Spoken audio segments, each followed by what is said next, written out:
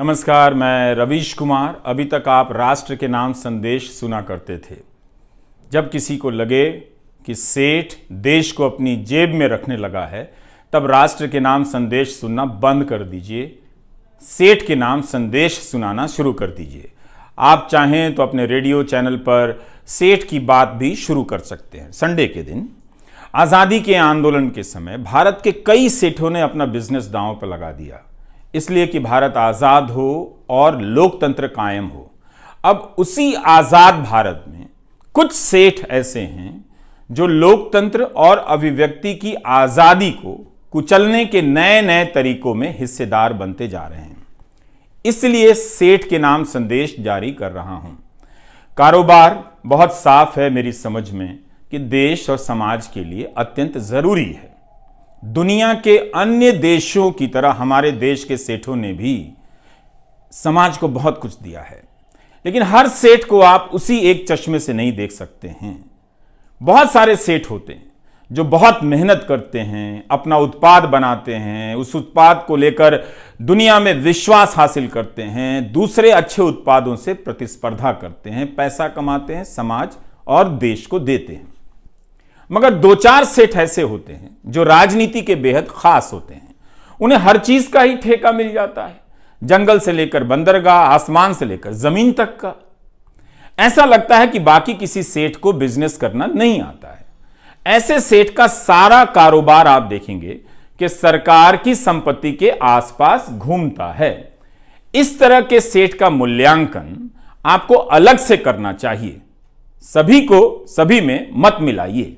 यह उन सेठों की तरह नहीं है जो गली नुक्कड़ पर गर्मी सर्दी बरसात में हड्डियां गलाते हैं और बिजनेस करते हैं। ऐसे ही दो चार सेठों के लिए यह सेठ के नाम संदेश है। इनका बिजनेस सरकार की गोद में बैठकर होता है, इसलिए इन्हें आप गोदी सेठ कह सकते हैं। जैसे गोदी मीडिया होता है, वैसे ही भारत में गोदी सेठ आ गए हैं। गोदी मीडिया में दो तरह के सेठ हैं, इसे ध्यान से समझिए। पहले प्रकार के वे सेठ हैं जो इस माध्यम में बहुत पहले से जमे हुए थे, लेकिन उन्हें गोदी मीडिया बनाया गया। वे गोदी मीडिया के जरिए अब धंधा कर रहे हैं। गोदी मीडिया क्या करता है? जनता से सच्चाई छिपाता है और दिन रात आपको हिंदू मुसलमान के बीच विवाद में उलझाकर रखता है या इसी तरह के दूसरे विवादों में फंसाए रखता है। तो गोदी मीडिया देश का पहला ऐसा बिजनेस है जिसमें हजारों लोग इस बात के लिए घर से निकलते हैं कि दफ्तर पहुंचकर खराब से खराब प्रोडक्ट बनाएंगे। ऐसा कहीं बिजनेस आपने देखा है? घटिया प्रोडक्ट बनाने के लिए लोग घरों से निकल रहे हैं, कम लागत में बना रहे हैं ताकि आप खुशी खुशी मुफ्त में आपको मिले और समझे कि आप ग्रहण कर रहे हैं। ये लोग घर से निकलते हैं कि हम पत्रकारिता करने जा रहे हैं, यही बताकर निकलते हैं, लेकिन पत्रकारिता के नाम पर दफ्तर पहुंचकर जहर फैलाने का काम करते हैं। केवल जहर ही नहीं, जनता तक दूसरी सूचनाएं ना पहुंचे, जनता की बात सरकार तक और जनता तक ना पहुंचे, इसके लिए गजब गजब का प्रपंच रचते हैं। लेकिन अब जनता कुछ कुछ समझने लगी है। समझ रही है जनता कि नफरती डिबेट से उसका भला नहीं हो रहा है। जिन बच्चों को डॉक्टर बनाने में ध्यान देना चाहिए, वे दंगाई बनाने के खेल में फंसाए जा रहे हैं। उसकी मानसिकता का प्रसार हो रहा है। तो कोई भी नहीं चाहेगा कि उसका बच्चा दंगाइयों की मानसिकता के साथ बड़ा हो। तो अब यहां से बदलाव का रास्ता खोजा जा रहा है। आपके लिए नहीं बदलना है, किसी और तरीके से बदलना है ताकि आपको झांसा दिया जा सके कि यह कोई दूसरा मीडिया है, उनसे अलग है। यह बात आपको समझनी है। गोदी मीडिया पार्ट 2 लॉन्च होने जा रहा है। एंकरों की जगहें बदली जा रही हैं। आप देखेंगे एक एंकर यहां से वहां जा रहा है, वहां से यहां आ रहा है। नए गोदी सेठ लाए जा रहे हैं। ये दूसरे वाले सेठ जो नए तरीके से गोदी मीडिया का काम करेंगे। आप सोचिए, अगर सेठ ही गोदी हो तो क्या उसका मीडिया गोदी मीडिया नहीं होगा? सोचिए, जिस सेठ का सारा काम सरकार से जुड़ा हो, कई तरह की सरकारों से जुड़ा हो, क्या वो सरकार से सवाल पूछ पाएगा? आप सोचिए। आपके लिए कौन पूछेगा, कौन बोलेगा? जब आपको लगेगा कि आपके लिए किसी को बोलना चाहिए, तब यह गोदी मीडिया पार्ट 2 क्या करेगा? विदेशों में भारत का नाम कैसे हो रहा है, डंका कैसे बज रहा है, इसकी कहानी बताकर आपको अपनी परेशानियों से दूर करेगा और उन्हें बंद कर देगा व्यापक जनता के बीच पहुंचने से। तो यह खेल होने जा रहा है। आपकी तनख्वाह 4 साल से नहीं बढ़ी है, बच्चों को पढ़ा नहीं पा रहे हैं, अच्छे कॉलेज नहीं हैं, और गोदी मीडिया इस पर बात नहीं करेगा। तो गोदी मीडिया पार्ट 2 में इसके लिए शरीफ एंकर लाए जाएंगे, जिनके बोलने का तरीका कुछ और हो, वो इसी सिस्टम के पार्ट हों, मगर वो जनता के बीच ज्यादा बदनाम अभी नहीं हुए हैं। तो ऐसे लोगों के हाथ में यह कमान सौंपी जाएगी और गोदी मीडिया पार्ट 2 लॉन्च होगा। इसलिए बताना चाहता हूं कि दुनिया में भारत की क्या स्थिति है, इसके नाम पर एक तरह से आपको चांद दिखाकर आपसे निवाला छीन लिया जाएगा। इसलिए गोदी मीडिया पार्ट 2 के खेल को ध्यान से आपको समझना है। इसमें आ रहे सेठों के धंधों पर नजर रखिए, उन धंधों को समझिए कि क्या है, कैसे मिला है और उन धंधों को लेकर किस तरह की बातें हुई हैं। ये जो गोदी सेठ हैं बाकी सेठों से बहुत अलग होते हैं। बाकी सेठ भी जानते हैं कि 2-4 गोदी सेठ हैं, उनकी ताकत बहुत बड़ी है, वो जो चाहें कर सकते हैं, हर चीज खरीद सकते हैं। उनसे बचकर या उनकी छोड़ी हुई जगहों पर अपना धंधा चुपचाप कर रहे हैं, बोल नहीं पाते हैं। पहले से अच्छा और सस्ता देने के नाम पर आपको ठगा जा रहा है। ये वीडियो लंबा होने जा रहा है, इसलिए गुजारिश है कि आप सुनने का तरीका अब बदल लीजिए, ठहर कर सुनिए और क्या कहा गया है उसे बार बार सोचिए, बार बार इस वीडियो को देखिए। तो इसी संदर्भ में आपको एक किस्सा बताना चाहता हूं। यह किस्सा है जर्मनी का। हिटलर को आइडिया आया कि 50 में से केवल एक ही जर्मन के पास कार है।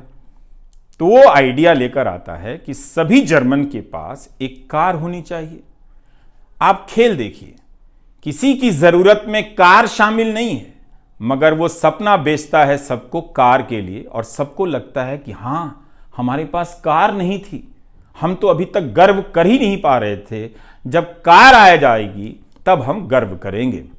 तो इस किस्से को आपको खास संदर्भ के लिए बताना चाहता हूं।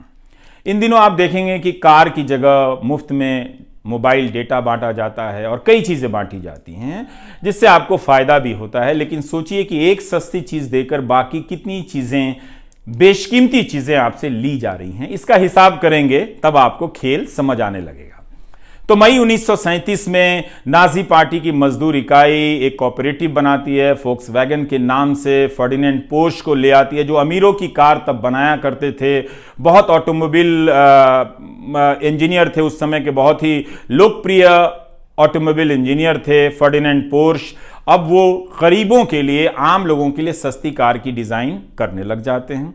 हिटलर के दोस्त माने जाते थे, इसलिए आज के हिसाब से उन्हें तब का गोदी सेठ कहा जा सकता है, बिल्कुल कहा जा सकता है फर्डिनेंड पोर्श को। तो वो एक कार डिजाइन करता है और उसी वक्त दिसंबर 1938 में यहूदियों के लिए कार चलाने पर रोक लगा दी जाती है। एक तरफ जनता सस्ती कार मिलने के सपने में खोई हुई है, दूसरी तरफ उसी जनता के एक बड़े हिस्से के कार चलाने पर रोक लगाई जाती है और उसे गैस चेंबर में भेजा जाने लगता है। अब आप समझ रहे हैं, कुछ कुछ सोचिएगा। तो इसलिए कहा जाता है, जो लोग कहते हैं कि तकनीकी सभी के लिए समान अवसर लेकर आती है, यह बात पूरी तरह से ठीक नहीं है। अंतिम और सबसे बड़ा फायदा किसे होता है, ये हम इतनी आसानी से नहीं समझ सकते हैं। एक किस्सा और है, सभी कार खरीद सकें, इसलिए उस समय हिटलर की पार्टी ने एक बचत योजना बनाई, जिसमें 3 लाख से अधिक लोगों ने अपनी पूंजी लगा दी। लेकिन तब तक द्वितीय विश्व युद्ध शुरू हो गया और हंगामा मच गया कि देश के लिए कुछ करना है, और वो कंपनी जो है वो कार की जगह सैनिक साजो सामान बनाने लग जाती है। 3 लाख लोगों को कार नहीं मिलती है, उनकी पूंजी डूब जाती है। उस कंपनी में एक कामगार था जिसने बाद में अपना एक अनुभव बताया। 15,000 लोग बंधुआ मजदूरी करते थे। 350 लोग इसलिए मर गए कि उनके इलाज की कोई व्यवस्था नहीं की गई, यानी इंसान की वहां कोई कीमत नहीं थी। तो उस व्यक्ति ने क्या कहा? उसने कहा कि उसे कारखाने में ही समझ में आया कि वह एक गुलाम है। उस प्लांट में काम करते हुए उसने महसूस किया कि वह केवल एक सामान है, वस्तु है, व्यक्ति नहीं है जो केवल काम और काम कर सकता है किसी के इशारे पर। इसी समय गुलाम भारत के सेठ क्या कर रहे थे? उस इतिहास में जाएंगे तो आप सेठों पर गर्व करेंगे। बल्कि आज भी भारत के लाखों व्यापारी आज़ादी के आंदोलन में उस समय के सेठों की भूमिका पर गर्व करते हैं। ऐसी विरासत देकर गए हैं वो। हम सभी को करना चाहिए। हम केवल चंद बड़े सेठों के नाम जानते हैं जो मैं बताऊंगा, लेकिन उस वक्त देश भर के अनगिनत सेठों ने, कारोबारियों ने अपना बिजनेस दांव पर लगा दिया कि भारत आज़ाद हो, लोकतंत्र कायम हो। जमनालाल बजाज, वाडीलाल लल्लूभाई मेहता, सैमुअल एरन, लाला शंकर लाल भी सेठ ही थे। ब्रिटिश हुकूमत से लोहा ले लिया, सीधे कांग्रेस में शामिल हो गए जो उस वक्त आज़ादी के आंदोलन का नेतृत्व कर रही थी। जीडी बिरला, अंबालाल साराभाई, वाईचंद, हीराचंद जैसे सेठ कांग्रेस में शामिल नहीं हुए, ऐसे भी लोग थे, मगर बाहर से आंदोलन का समर्थन करते रहे। इनमें से कोई भी सामान्य सेठ नहीं था।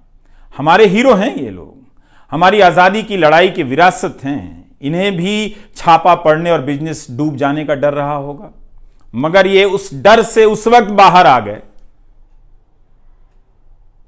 इन सब सेठों के योगदान को आप ध्यान से देखिए, पता चलेगा कि कईयों ने अपनी दुकान जलाकर आज़ादी के आंदोलन को सींचा है। आज भी ऐसे कई सेठ हैं जो भारत को इन्हीं सपनों के साथ देखना चाहते हैं, आज भी, मगर वे डर गए हैं, डरा दिए गए हैं, इसलिए अब नहीं बोलते हैं। आपको याद है एक बार राहुल बजाज ने अमित शाह से एक सवाल पूछ लिया, कितना हंगामा मच गया था, बड़ी खबर बन गई थी, क्योंकि अब पब्लिक में आपके सेठ सरकार से सवाल नहीं करते हैं। एक समय था जब काफी बोला करते थे, इसलिए मुझे लगा कि सेठ के नाम संदेश जारी करना जरूरी है। तो आजादी के समय के सेठ बिजनेस तो कर रहे थे, मगर यह भी देख रहे थे कि जनता के साथ अन्याय हो रहा है। उन्होंने आजादी की लड़ाई में हाथ और धन दोनों बटा दिए।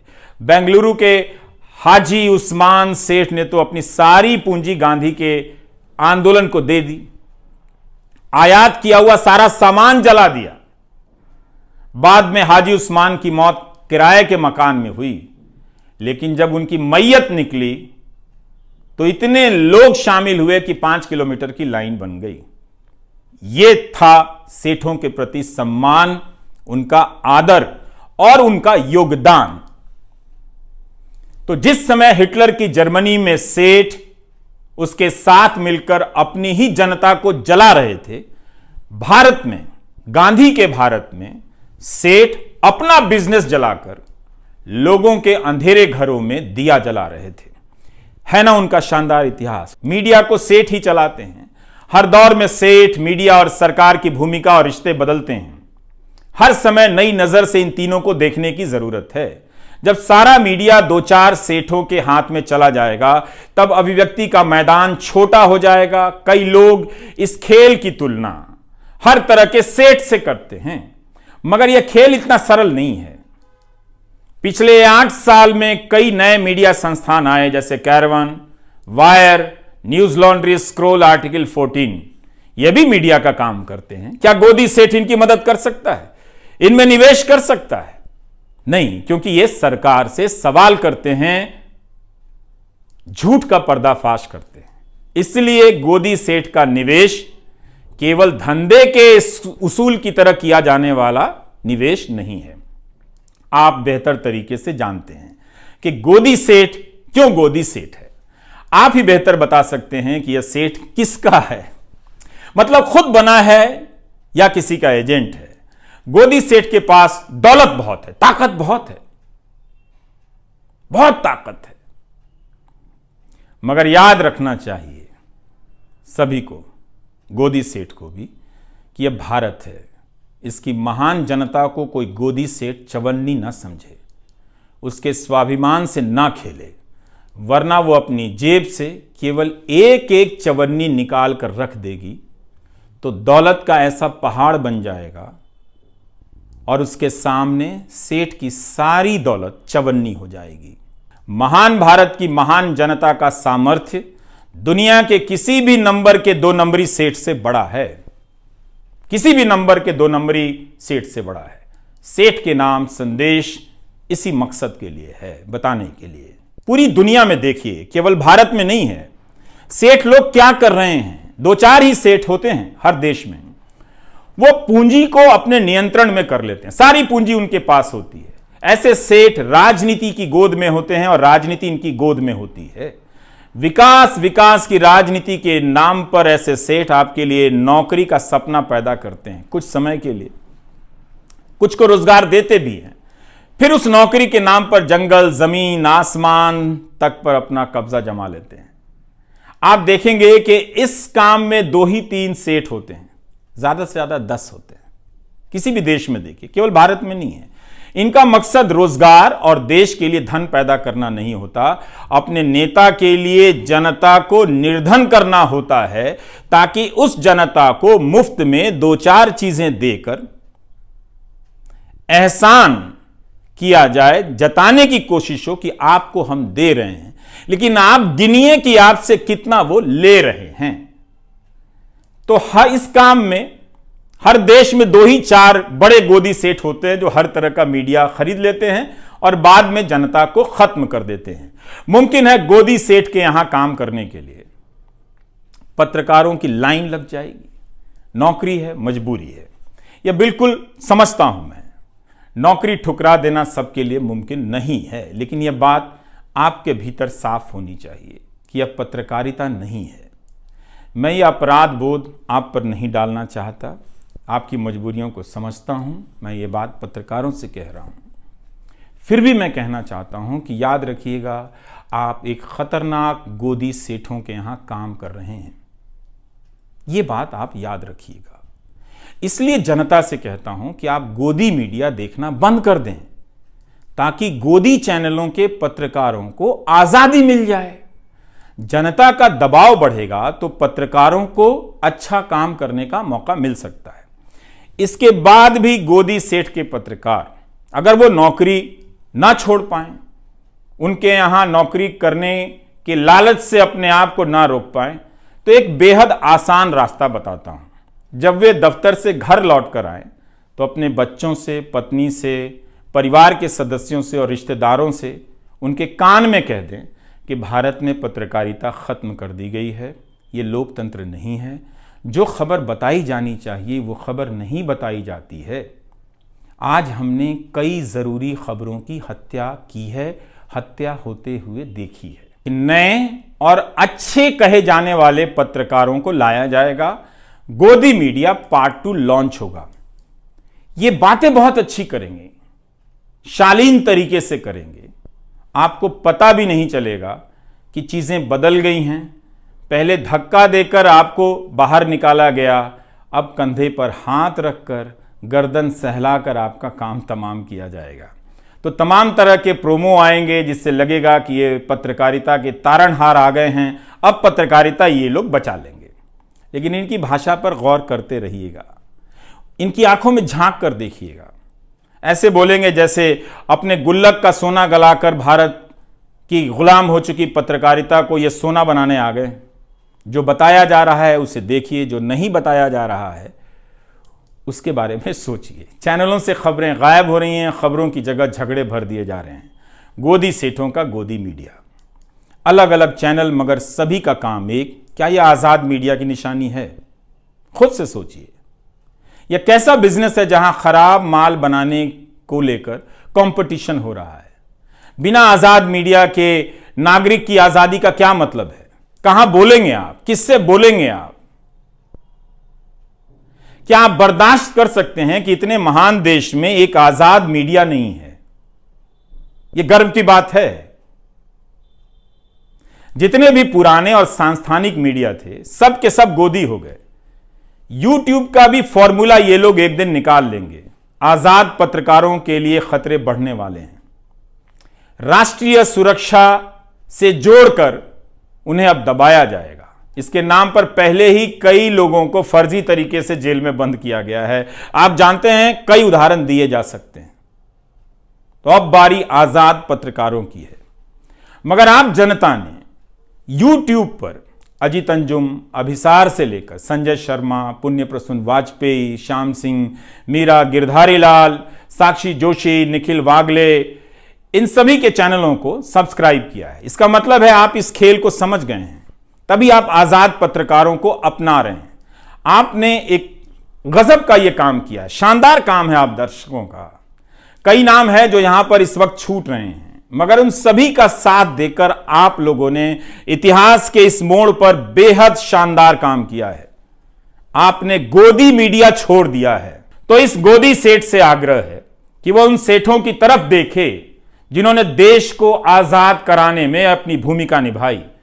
ऐसा सेठ ना बने कि उन सेठों के बनाए लोकतंत्र को कुचलने का आरोप गोदी सेठ पर आ जाए, लग जाए।